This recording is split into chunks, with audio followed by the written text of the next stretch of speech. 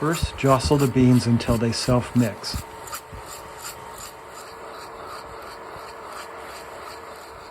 This is about 2 minutes in and they still are not mixing. You want them to mix so they don't scorch and to get a uniform roast. About 3 minutes in, not mixing yet.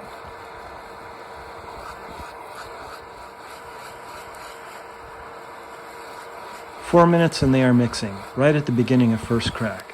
Now you can set the popper down.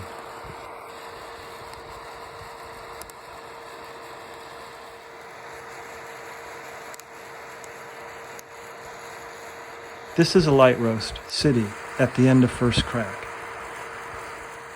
Unplug and toss onto cooling tray. When cool, pour into container. To roast another, let the popper cool down at least 5 minutes, or alternate between poppers to let one cool down while the other is roasting. When it's really cold, at self-mixing, I place the popper in a drafty box to recirculate warm air.